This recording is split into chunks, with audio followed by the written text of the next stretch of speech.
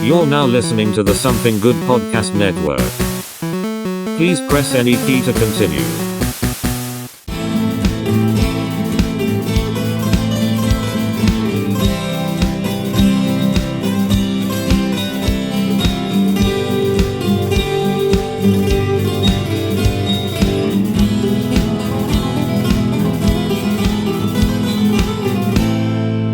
Hello everyone, welcome to a brand new episode of History We Forgot. This is Morrison with Cristy Phillips. That's right, folks, we're back with a Cristy-centric episode. She recently visited a symposium regarding the education of the Holocaust, so we wanted to go back and kind of give some background on our co-host who isn't part of the other 4 fucking series on this network. Hey, I've sat in on a few. You've sat in on a few. I'm tired of carrying this goddamn network on my back. You heard me, Alex. All right. So going back, we kind of did a little intro episode to kind of explain our backgrounds and history and stuff like that. We both love the subject and kind of treat it as our own. But you recently went to a symposium at App State, correct? Yes. Tell us a little bit about that. Like, what was the general consensus about? I went to the 21st Annual Martin and Doris Rosen Summer Symposium, is the official whole long title. It was hosted by Amy Huddle, H-U-D-A-L-L. If I messed up her name, I'm so sorry, Amy. And Lee Holder. Lee Holder is a former teacher, and he has been a Holocaust educator for over 20 years. Amazing guy. He was good friends with Gisela Abramson, who is the namesake for the Gisela Abramson Act that helped to just got passed in North Carolina for the education of the Holocaust, which is why we now have to teach it by law. Some of us have been teaching it anyway. Yeah. But now it has to be taught in every classroom, English and history classroom in North Carolina from 6th grade to 12th grade. He spent a lot of time with her and they got really close, so he's one of the reasons that the act got passed. This was actually recommended to me by Juanita Ray, who is a member of the North Carolina Holocaust Council, along with Lee Holder. I had heard of the symposium before, but it is a powerhouse thing in Holocaust education. It is a week-long, nose to the grindstone kind of thing where you're doing a lot of studying, you're meeting a lot of very important people, and it's one of those, to be invited is an honor and to make it is a big deal. And I never thought I would get to go. Now, what was? Did you have to apply to be invited to one of these, or they just kind of pick you out of the blue? What do they do? I got told I should apply. I applied, and it costs money to go, but you can apply for a scholarship. And if you qualify for the scholarship, you can go for free. If you make the scholarship, you stay in the dorms at App State. And they pay the money that it costs pays for your meals, your room and board in the dorms, and the materials that you get. So you get access to lots of books, lots of teaching materials. Every special guest that comes to see you gives you access to all of their PowerPoint materials, all of their education plans that they give. You get free books. You get all of that. Well, it's technically not free. I mean, you pay for all that. You go to a big banquet to meet donors and tell them why this matters to you, why this is so important to you. And I got to meet some absolutely amazing educators, current educators and retired educators, and some amazing people. Yeah, so a little bit of some background for people who are just now tuning into the show. You went to UNC Wilmington originally. Yes. Before that, me and you both went to the same community college, Mitchell Community College. Yep. or MIT. Mitchell in town. Mitchell in town. I was at the hospital, and I was listed as, I had said MIT, Mitchell in town, at my last visit. And so when they pulled up my medical record, it said, "Oh, you went to MIT?" Oh, no. Yes, I did. What do you do? I'm a dishwasher. But I thought it was funny because that's how they wrote it, Mitchell in town. Nice. But yeah, so what you had told us before what kind of drew you into the whole subject. When you went to UNC Wilmington, would you say there was a fair amount of classes that involved the education on the Holocaust itself as a single subject, or was it just like broad spectrum in like the history courses at Wilmington? This is going to sound really bad. Wilmington was my first choice college, but the only reason I didn't go to App State, because App actually has its own branch of Holocaust studies on campus, and the only reason I did not pick to go to App is because I'm not a fan of the mountains, and I did not want to get snowed in at college and be stuck there. Yeah. Wilmington has a wonderful Jewish studies program, and their Jewish studies professor was a great professor. I don't know if he's still there, but if he is, Dr. Jared Tanny. I threw his name around up at App, and a lot of people who were educators up there, as well as individuals who were at the Temple of the High Country that we got to go to, knew his name, and they went on, raved about how wonderful he is, and he was a great professor. He was very... one of those professors where if he found out you were interested in the subject, he would be more than willing to help lead you with that. So, never one of those that would tell you were asking too many questions, which was always good for me. Yeah. Plus, Wilmington is the home of Maximum Overdrive. Yes. That's the most important thing about Wilmington. And, there's a battleship and the beach. And... yeah, it's semantics. All right. It's the home of the Stiff Upper Lip album by AC/DC. I mean, you're not wrong. Priorities. Yeah, I'm not wrong. That means I'm absolutely fucking right. But yeah, so like you said, this symposium has been going around for a little over 20 years, right? Yes. Now, with that being said, what did they say what kind of spurred the whole symposium on? Why 21 years ago they decided to start it? Did they ever give a history about why it came to be, or was it just like a fly-by-night kind of thing and they decided to just do it? I know that they had wanted to do a lot to try to help teachers as far as teaching the Holocaust. They wanted it to be... I'm probably going to butcher the idea, but kind of like a one-stop shop for teachers to be able to come up there and get a lot of information and meet other teachers and get ideas. Because it wasn't just teachers. There were librarians, there were retired teachers who were up there, there were Holocaust educators. We met a lot of authors. We met a lot of... we got to meet 2 survivors. We got to talk with a lot of students. We got to meet 2 college students from App who had just graduated and meet with them. It was a good mix of different people from all over North Carolina. And it was really nice to see all these different people who have either been doing this for a really long time or people like me who haven't been doing this for a really long time. It was a good place to see where you could go and get a lot of ideas and a lot of help. So it seems like it's a networking type conference also. Like, symposium in all definition, because it is an educational event, but kind of like a network conference as well. Now, do they the resources you provided? You said before we spoke, you had told me a little bit about it beforehand before we started recording.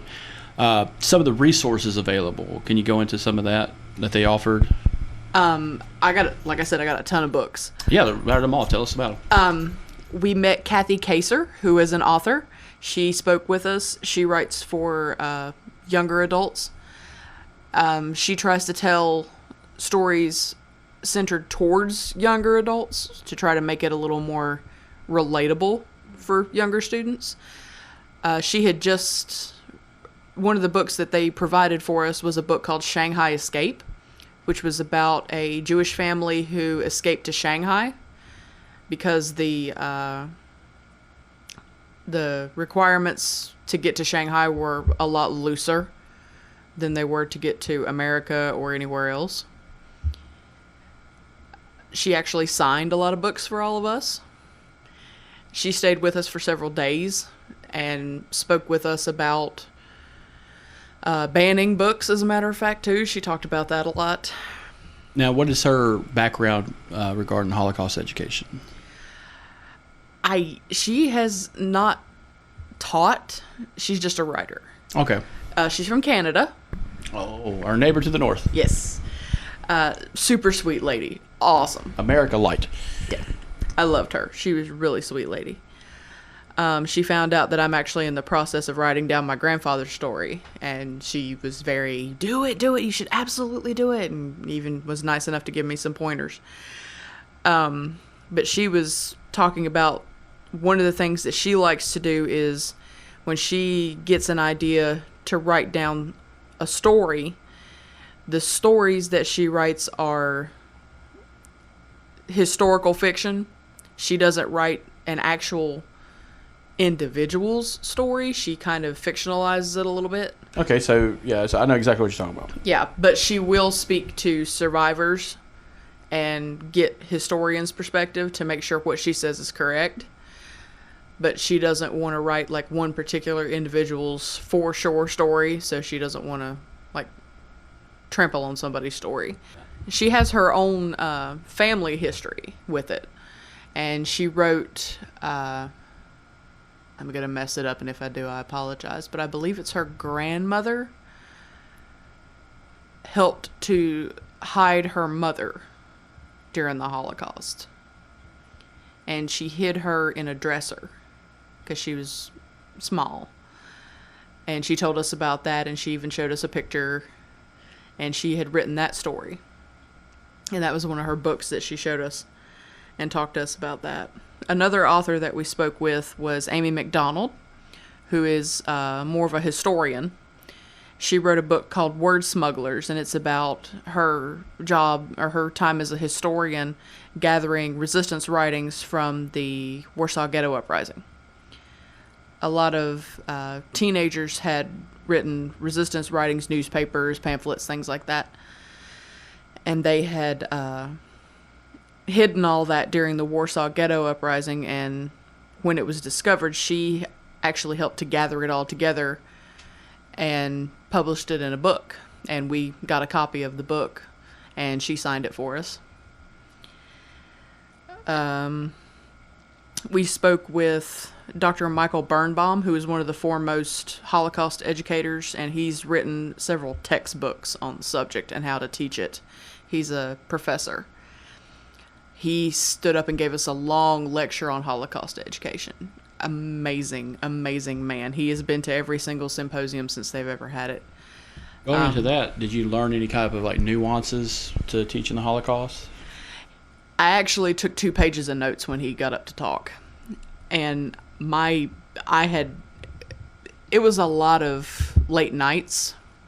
We had actually gone to a movie premiere the night before, and it was a rather rough movie for some of us, and I had not gotten much sleep the night before, so I had forgotten my copy of his book in my room, so I did not get him to sign it, but I took a piece of paper and asked him to write a copy of something that he had said, which was, I want classrooms to be safe, but I want questions to be disruptive, which I thought was a really neat idea. And then he signed that piece of paper. And we talked about how you can build a bond with your kids before you have to teach them something like the Holocaust. Or, considering the movie we had seen, we talked about the Armenian genocide. And the man was amazing. I could sit and listen to him talk for days. Yeah, so like, you don't have to talk about the movies, but you had told me the subject matter does involve another genocide that happened concurrently or post World War II. Yes. And the other one, I forget what you said about that one. We had 2 movie premieres that we were free to go see. It was part of the package. The first one was Aurora Sunrise, and it was about the Armenian genocide. It's a Sundance film, and it was actually, it's actually based out of Turkey, which is a big deal because it actually shows the truth about the Armenian genocide. Yeah, for people that don't know, the government of Turkey, as part of their EU entrance, was they never have to acknowledge the genocide of a large swath of Armenians that were neighboring them at one point. Yeah. The movie was very well done as far as it's a mix of documentary footage about, I'm going to butcher this poor lady's last name, I'm going to try not to, Aurora Mardiganan, Mardiganian. She was an actress. It was about her life. It was a mixture of documentary footage and animation. They did not pull any punches with this movie. There was a lot of violence and a lot of nudity based on the violence, and we were not in any way debriefed about it. So it was rough to see. But yet again, it was very well done, and it was necessary to bring it home. The way you described it, it sounds a lot like another documentary I watched called Killing in the Name of, which is about the killers that worked for Pol Pot during the Cambodia Revolution, during the Khmer Rouge. A lot of those guys are still alive, and they talked about all the killing and torturing they did for the government. But they included a lot of animation, footage, and interviews and stuff all in one go. They do it to separate you from it a little bit, but still keep it relative to you. Yeah. It's a lot of playing it safe, but yeah, if you told me I was about to watch a thing about the Armenian genocide, but not tell me that and then watch it, yeah, I can imagine that's a little rough. Yeah. The other movie that we got to premiere was a movie called I Danced for the Angel of Death, and it's about the life of Dr. Edith Eva Eger, Eiger. She was a ballet dancer before her and her village with her family were picked up during the Holocaust, and she was sent to Auschwitz. And she was in the barracks at Auschwitz, and Dr. Mengele came in. And he called through the barracks and said, anyone who has any talents should come forward. And people were being pushed forward if you could sing, if you could dance, and all this kind of thing. And somebody from her town literally pushed her out of the barrack, and she fell off the bunk onto the floor. And Dr. Mengele asked her, what can you do? And she said, I can dance. He said, show me. And she said she was absolutely terrified, and the only thing she could do is, in her mind, she went back to an opera house where she had danced Swan Lake. And it was a time in her life when she had been really happy, and she had been dancing in front of a guy that she was in love with and all this kind of thing, and she literally danced that same dance. And going back to that place in her mind was the only thing that kept her alive while she was at Auschwitz. I want to say she's briefly mentioned in a book called The Science and the Swastika, which was about Joseph Mengele and the other doctors at that time. I believe she's mentioned in that book as one of the unique subjects that were just cherry picked. Because Mengele was a person who did cherry pick a lot of people out of whole fucking train arrivals, and he would work double shifts just to make sure he got what he wanted. Yeah. but I believe she is mentioned in Science and the Swastika briefly. But that I had heard that story before, and I was trying to remember where I heard it before, but I believe it's that book. Now, you said a lot of the authors of these books are there at the symposium. Were the filmmakers there at all, or? We did not get to see them. We did get to, with Aurora Sunrise, it was like a Sundance screening. So that was, apparently they do that a lot at App at the theater that they have there. But with the I Dance for the Angel of Death, we got a pre-screening. So it was going to be on, I want to say PBS, but I'm not positive. So don't hold me to that. I know that a lot of the people who had worked with the movie and helped produce it were there. And we got to ask questions about it and stuff. But to be honest, it was one of the last days, and we were kind of just exhausted. Yeah. You recently handed me a book that you got for me. Yes. It looks very interesting. It's called Film and the Holocaust, New Perspectives and Dramas, Documentaries, and Experimental Films by Aaron Kerner. I skimmed through it before we started. It looks pretty interesting and right up my alley when it comes to just talking about films of history and stuff like that. Because that's just something I love doing. Yeah. Just going down why Tombstone is a documentary. It is. It's a full documentary. Yeah, sure. Fuck it. It's a real documentary. It is. But that's how I will say I learned about the Holocaust. You know, we had teachers that from 6th grade all the way to high school talk about it all the time, but we really truly learned it through film. And it's best displayed that way, I think. You know, it's hard to have a teacher explain that to a group of students every year with, you know, and trying to keep it within the sensitivities that people can understand and still cope with. Yeah. Because a past episode we had recorded, you had discussed some kids in your psychology class who were trying to cope with finding out that Jim Jones was real. And I can imagine now it can be a little sensitive topic to teach. Now, I did want to bring this up to you because I know it might piss you off. A lot of Let me hold on to my chair. A lot of states, including Texas and Florida, have included special bills when it comes to education policy, a two-pronged approach to subject matter. How do you feel about the idea of when teaching the Holocaust that you have to teach the other side of the Holocaust from the perspective of, in all intents and purposes, Nazi fucks? When I first learned about it, I was more surprised than anything that is something they're pushing in Texas and Florida on an education standpoint, that they have to teach both sides of an event. But I'm pretty sure there's no two sides to it. Now, you can argue there is, but that the reason I bring it up is because it came to a head during a Holocaust lecture. Yeah. Where a teacher refused to do it, and she was suspended.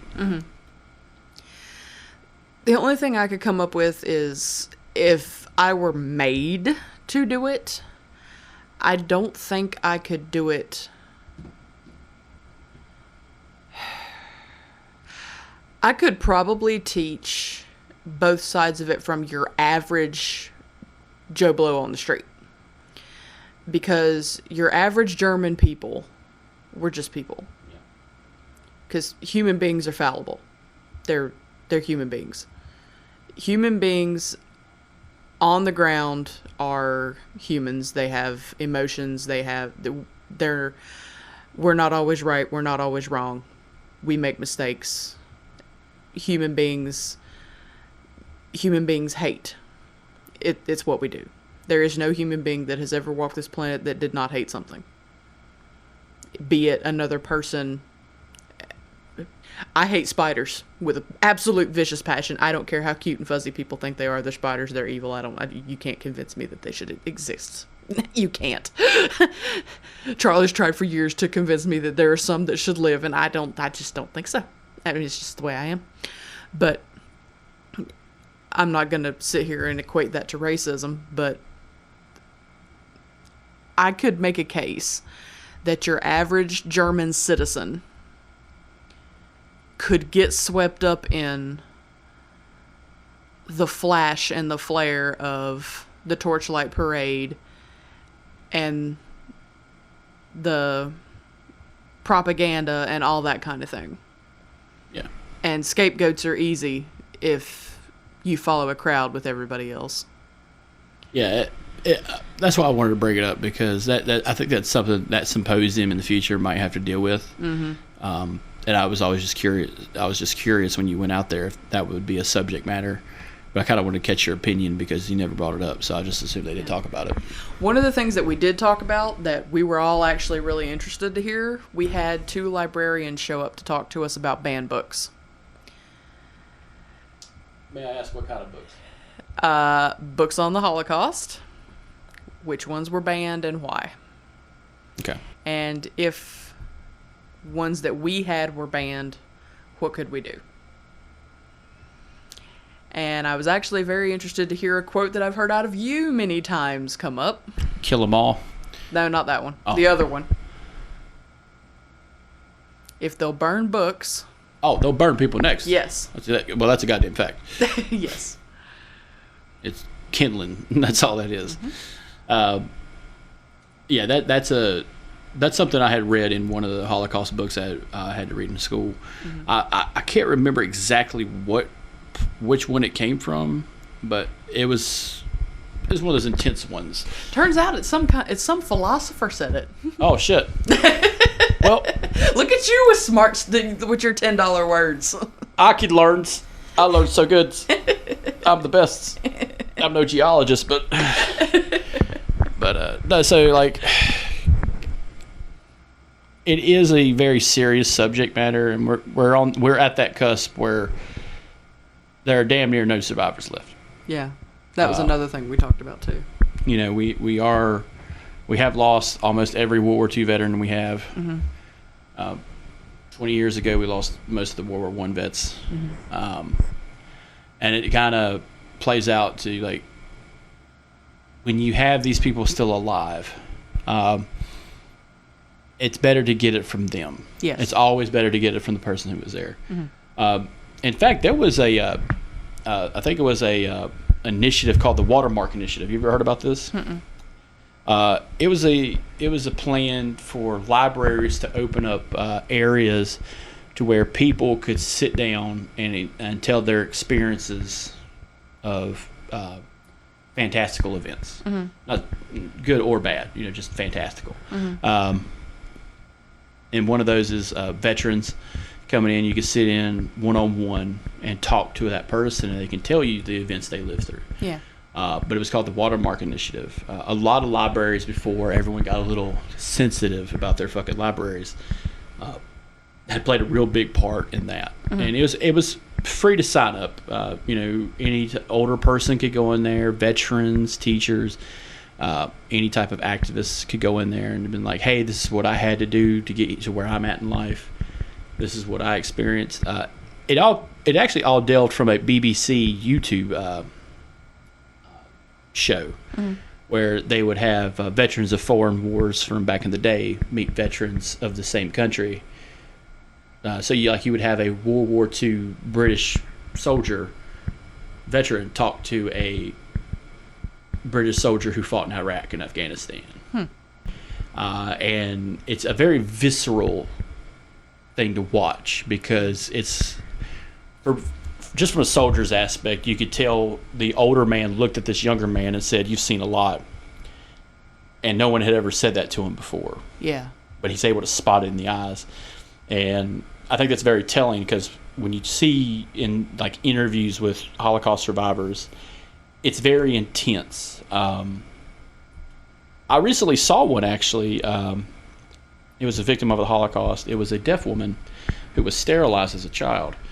And she was signing the whole time, and she wasn't sent to the camps. She was a German citizen, but she was sterilized for the fact that she was just deaf. Mm-hmm. And she told her story through sign, and you had an interpreter there. And she talked about how one day her mom was like, "Hey, we're going to take you to the hospital now and get you sterilized." She was 12 years old at the time. Yeah. And she said, "Okay." And afterward, her mom is just like, "Are you okay? Are you okay?" And she's like, "Yeah, I'm fine. Like, I'm perfectly fine. And she's like, do you understand? And you could tell, like, the young girl, when she's explaining it to him as an adult, she's like, oh yeah, it's fine. All my friends had it done. So it's normalized for her. And it's a very poignant kind of thing where what people can get used to very quickly. Yeah. When you have it done to the group. Mm-hmm. And she said, I would have felt bad if it didn't happen to me. You know, I'm not saying like it's a sympathizer kind of way, but it is something that people learn to live with. Yeah. You know, things we learn to live with end up ruining us in a way if we don't notice it fast enough. Yeah. And I kind of see this, you know, when you talk about these symposiums and stuff, you know, you get, because you had recently met a Holocaust survivor. Mm-hmm. There were 2 of them at the symposium. But before that, you had met one, correct? Mm-hmm. Actually, what was very interesting is I didn't know until we got to the symposium that the one who came to the symposium to speak was actually the same one that came to our high school that I got to meet. Margot Lowry. Can you give us a little backstory on her? Sure. I went to another Holocaust event in the mountains, the North Carolina Gathering of Holocaust Educators. And we did a thing where you had to decorate a tennis shoe and give a little story about an individual during the Holocaust, and I drew a name called Margot Lowry, and I'd never heard of her. So I was going to do a little background research, come to find out she was actually going to speak to us that day via Zoom. So instead of researching her, I just sat down and listened to her speak, and so I took notes. Then one of my fellow teachers at the school I'm at now actually said she was going to come to our school and speak to the students. I got to hear her talk. I introduced myself, shook her hand, told her how much I appreciate her. And then when we go to the symposium, she was actually there for this. This time, I got to hear her speak live and in person. She was there. She is 92 years old. She might be 4 foot tall if she's anything. And she is an absolute spitfire. Sweetest lady in the whole world. I walked up to her and shook her hand, and I told her how much I appreciated her and how I've got to see her twice in person and once via Zoom, and how her story has touched not only my life but my students' lives because I've told them about her, and she means a lot. And she was really sweet. Going into some of the other stuff that to the symposium, was there like a consensus that it's kind of hard to ask, but that there was any kind of falling out when it came to teaching the Holocaust in schools? Like, has there been any type of struggle trying to keep this motivation alive to make sure it gets taught? Because, you know, history is one of the hardest subjects to teach because it's constantly getting longer. Mm-hmm. You know, time keeps marching forward. Mm-hmm. Was there any consensus at all, or did anybody raise any awareness to the fact that some of this stuff's not getting taught at all, kind of across the board? I know North Carolina passed a law, and you know, that's very important. Mm-hmm. But in other states, it's damn near not taught at all. Yeah. I think because all of us were there and we were so adamant about doing it to begin with, I think a lot of it was not only are we so adamant to teach it, but we were also trying to figure out new ways to teach it. So we were trying to come at it with, we're trying to catch this new group of kids who are also dealing with just coming out of COVID, from being home. And my struggle is always, the kids are always saying, well, we've already learned this, and we've heard about it since 6th grade, and we already know all this stuff. And I even had a kid at one point tell me, I bet I know more about it than you do. And me being the petty individual that I am, I stole one of the kids' favorite lines. I said, all right, bet, educate me. Of course, he lost that bet, but you know. Most of us were trying to find out. I came away from it, one of the biggest things I came away from it with is, I'll never know it all. But I can always learn more things. And I'm trying to come up with new things that I don't know to try to hook the kids with things there's no way they could know. And I'm also trying to give them stories that they can relate to. Do you feel that the how it's taught now is better than the time that we were in school. Absolutely. I felt like they rushed through it as fast as they possibly could when we were in school. At least me, for sure. My teachers either glossed over it and gave us the big points and moved on, or they focused on the gorier the better, and then just kept going. That was always the way I felt about it. Kind of like a shock and awe type Yeah. of. We were like I said, I've said before, we were very fortunate because it's taught every year. Mm-hmm. It was very vague in 7th grade. I remember adamantly reading, the plausible fiction and also the real stories like Night. Mm-hmm. We read that in English 1. I remember we strayed away from that and started reading plays by the time English 3 came around. But by the time English 4 came around, we kind of could choose our own stuff. They treated us like adults on that. But in history class, it's still very much taught, especially when it came to American history and world history, because those are the two big ones that you take in high school next to civics. Mm-hmm. But it seemed like it got regulated to just English class only, which I can kind of understand because the way we do history education is there's the United States side and then there's world history and their collective facts. Mm-hmm. But we were lucky enough to have a teacher that went over World War II very quickly, but kind of explained the basics, and then was able to do like a whole week on the Holocaust. Mm-hmm. He had some interesting objects. He had got permission to bring in a lot of his historical stuff. One was a firearm that had been dismantled from the Nazis. Another one was an American uniform from that time, or a Japanese uniform from that time. Some really neat stuff, which, those are the best kind of teachers. Yeah. Because even you had talked about how you had dressed up for the War of 1812. Mm-hmm. And when I see stuff like that, even when it's people I don't know doing that for their kids, that's a heartfelt response. It's a little campy and fun, but it's still important. Mm-hmm. I think that goes a long way with the youths, the youths. Mm-hmm. Do you think that with this symposium, do you think that if there were more events like this across North Carolina, it'd be more beneficial to go along with that law they passed, or do you think that just once a year with this would be enough? I think anything is going to help.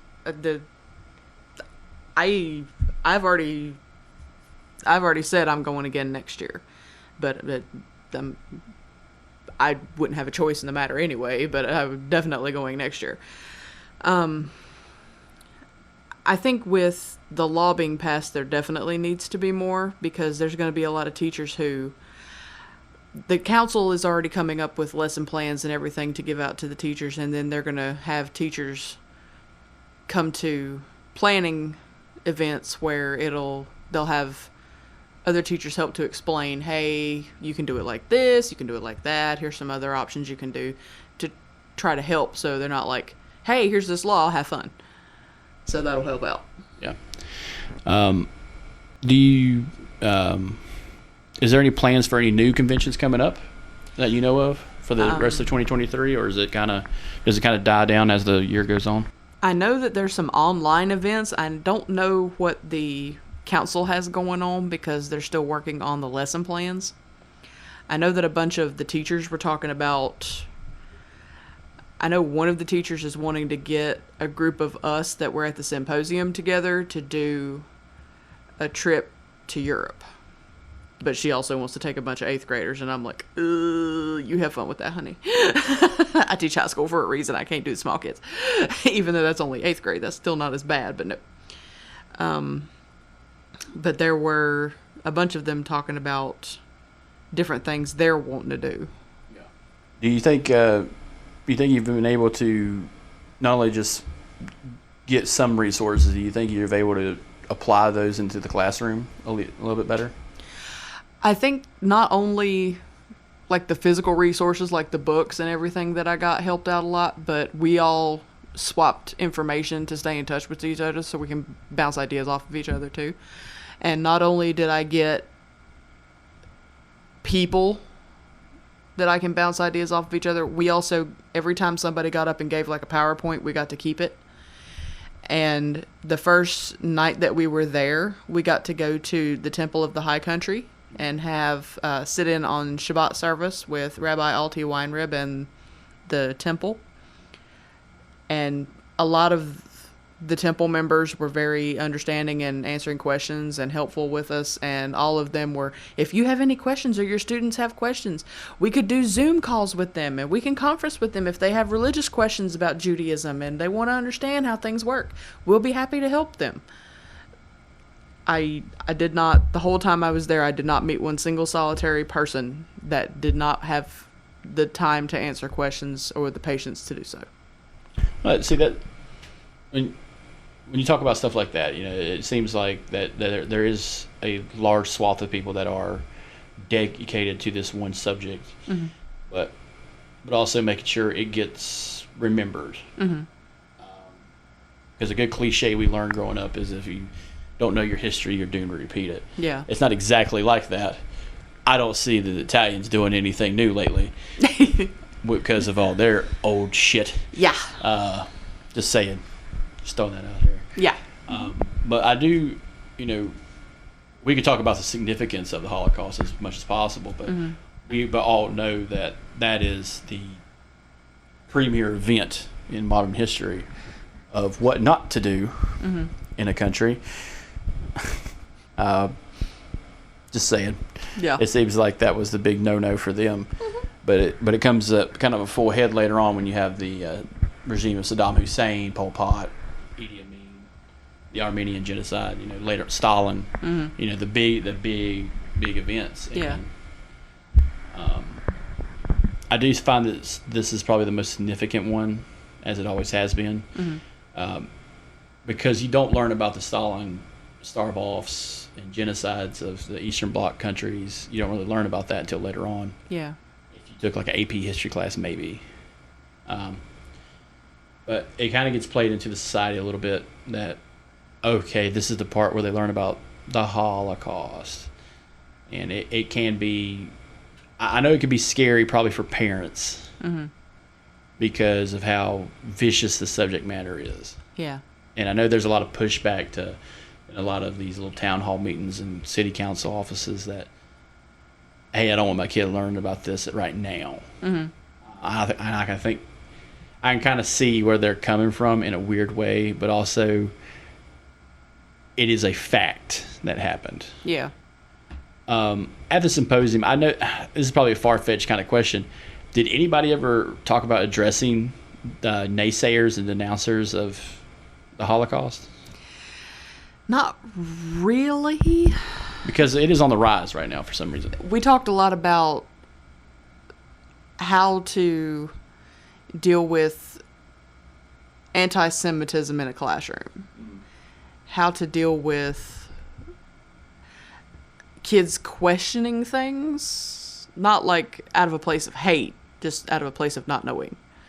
We talked about that a lot. That whole thing is more of why I think we need to teach it more than anything else. Not because it was such a lightning strike of a moment for the exact same thing to happen exactly the same way again is, I'm not going to say impossible, but I will say rare. But anti-Semitism itself is still very prevalent and still very much a thing. So that is constantly what I'm concerned about as far as why I would teach it.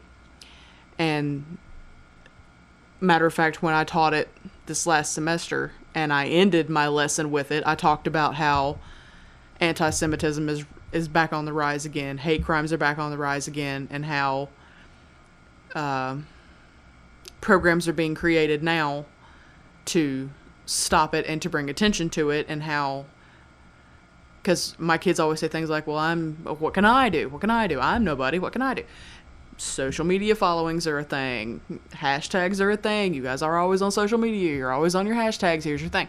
And I have a hashtag in my room that I put on the whiteboard for them to look at. And that was how I ended it when I taught the Holocaust this semester. And the kids said that was very prevalent for them and really brought it all back around. And that was another thing that we talked about, which seemed to really help them out a lot. Yeah, so with that, do you think there's still a lot of interest in the kids about learning about it still by the time they reach high school? Because I know that's a hard subject to teach in high school. In middle school, it's a little macabre and, you know, can be a little detrimental depending on how much of you're going to show it. Because when I was in English 1, we watched Belsen, the movie. Mm-hmm. I had Rucker Howe, and it's had about Russian POWs and them fighting to escape. And there's a very just brutal scene of like a kid running and then someone schnaddle, and then fucking 2 dogs go right after it. You don't see what happens. It leaves it up to the mind's eye what happens next. And yeah, it's just, it can be a little wild. Yeah. Because I know you guys are kind of limited on what you could show when it comes to like media too. Mm-hmm.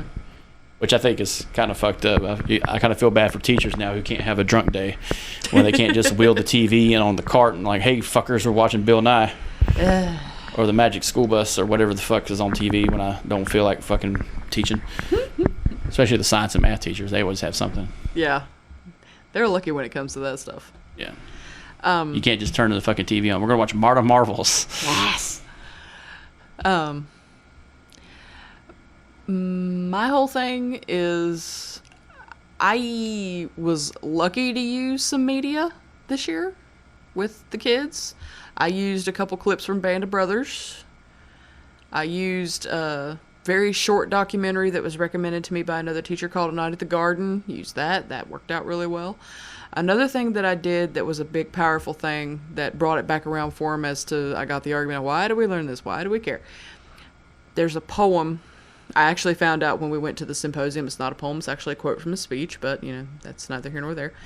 And I know you've heard it a million times. It's the thing where I didn't, first they came for the socialists and I didn't speak up because I wasn't a socialist. Then they came for the trade unionists. I didn't speak up because I wasn't a trade unionist. And it goes on through the list. And then it says, then they came for the Jews. And I didn't speak up because I wasn't a Jew. Then they came for me and there was no one left to speak for me. Yeah. I turned that on its head. And I said, take out, from that first stanza, take out the word socialist. I said, and change it out with whatever you want to. First they came for the women and I didn't speak up because I wasn't a woman. Yeah. First they came for the LGBTQ plus and I didn't speak up because I wasn't one of them. First they came for the Latinas and I didn't speak up because I wasn't one. Playing on that, there was a, during the 40s, there was propaganda films from the military. Mm-hmm. And one was a guy stand up, you know, just a big boisterous kind of guy standing on a soapbox on a corner, black and white film, just yelling, talking about, we need to get these people out of here. We need to get these people out of here. And an older gentleman walks up and stands next to a younger man. And the older gentleman's like, do you believe this schmuck? And he's like, well, he's got a lot of good things to say. And then at one point the guy says, we need to get rid of all the Masons and get rid of all the Catholics. And the guy's like, wait, hold on. I'm a Mason.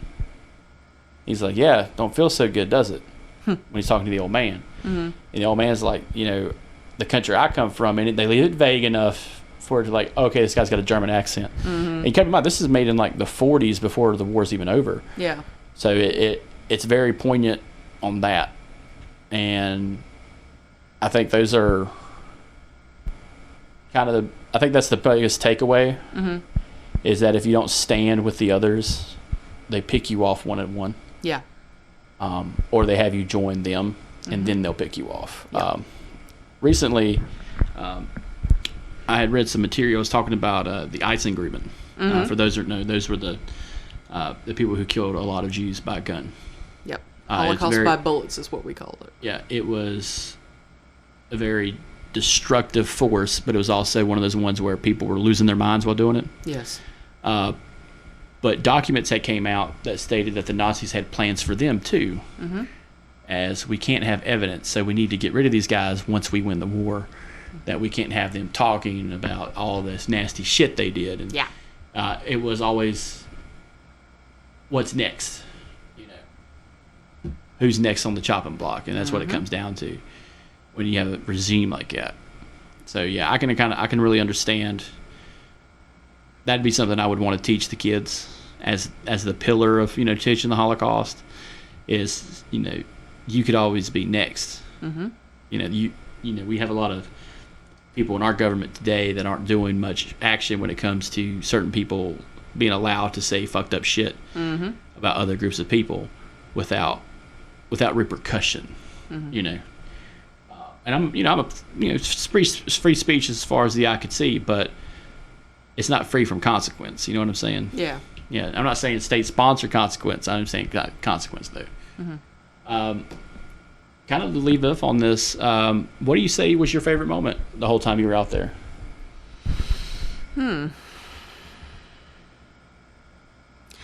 Honestly, the thing that hit me the most was the Shabbat service that we had at the Temple of the High Country.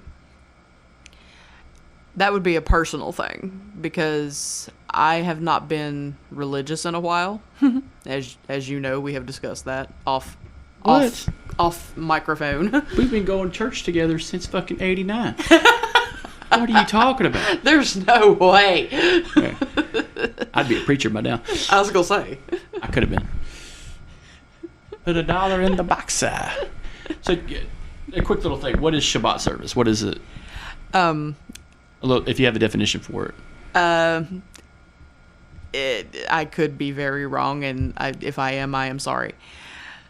The idea is that people are on and doing something 24/7.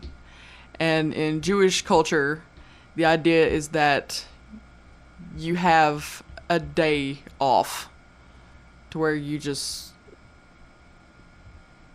Like a relaxation. Yeah, like a day of rest and a day of worship, fellowship, spend time with your community and your house of religion. Now, is that like a holiday, or what is that? Or is it just like something they just do? It's just something they just do, as far as I know. So it's not like a high holiday or anything? No, like Yom Kippur? It's a Friday. Okay. It's a Friday. So it's not like a Yom Kippur or anything like that? No, it's just a Friday. It's every Friday. Yeah. Well, that sounds nice. Kind of like a fiesta. Or siesta.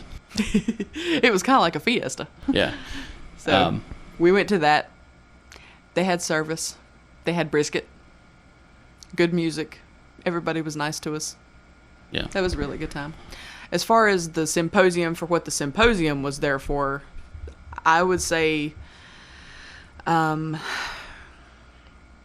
thing that really got me the most was we heard from, and another name and a butcher, Cheryl Ossian, Ochayon. She is the historian at Yad Vashem, which is the Holocaust Memorial in Israel. And they have the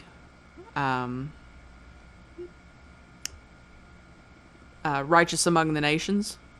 So for the people who helped out during the Holocaust, you get trees planted and plaques for the Righteous Among the Nations. She had a wonderful speech and talked for a long time about great stuff. She really hit home about education and about helping out not only students but your community and how to get them to come together and all that. That helped out a lot.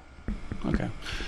That goes back to what I was talking about, like networking and trying to make sure everybody can get their questions answered, trying to tackle a difficult subject the best way they can, because I know every teacher's got a little different style, a little bit of different flair, but being able to reach out to them or reach out to the people that have the source material to begin with, like the authors and stuff you said, it seems like that's very important to have all the time, and you don't hear a lot about that because it also goes into the background of stuff you don't hear about teachers. Hey, that teacher work day, that motherfucker's still working. Yeah.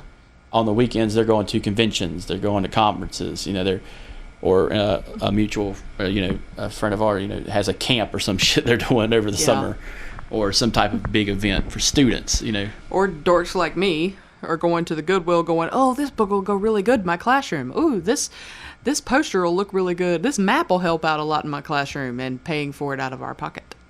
I'm telling you, file your taxes a certain way and get your goddamn rebate. Just saying. Take it from somebody who's decided to stop paying taxes. Say it louder for the microphone. They don't listen to this. They're too busy killing people who say we should be friends. Why can't we be friends? You know exactly why we can't be friends. Well, folks, I think that was a great little kind of rundown on something not only about a kind of a happy, not a happy, but a happy thing that you're into. Mm-hmm. That kind of gives meaning to your kind of brand of work, to your career. Mm-hmm. That's something you've always been passionate about. Mm-hmm. It did get brought up during the Discord in our last live episode. We did have some people in the Discord that were kind of curious, and I hope I hope you guys enjoyed this episode. Again, thank you for telling us all about this important thing of yours. Thank you. And we'll always incorporate this and anything in the future. Maybe have our own little live episode. Okay. Where we drink scotch and watch Tombstone. I did want to say, if I've mentioned any books or any authors or anything that anybody's interested in, and you want like pictures or anything, I will say find me in the Discord, or respond to our podcast in the Discord, and I will provide pictures of the books. If you are interested in them or you want to know something about them, I will be happy to help out. And what is your name as on Discord? Just me, CLP. Just me, CLP. Do not reach out to me. I am busy. Find him, harass him. I have opinions that should not be public. God damn it. Find him, harass him. Thanks, everybody. Thank you for listening to the show. We really appreciate all our listeners. Check out all the other new stuff coming to the Something Good Network. We're happy to hear from anybody in the Discord. It's in the description. Join us. Share it on Instagram or whatever social you got, because I sure as hell don't have it. Go to, if you're interested in the Temple of the High Country, they have a website. They are doing wonderful things. They have a lot of charity work that they do. They do videos of their services, and the video of the Shabbat service where we were there is actually on YouTube. Follow them. They are wonderful people. Rabbi Alti Weinreb is a wonderful person. Sounds good. Again, guys, thank you for listening, and we'll see you on the next go around. Thank you so much. Later. You've been listening to the Something Good Network. If you liked what you heard, you can follow us on Instagram and check out the other great shows on the network. Link is in the episode description.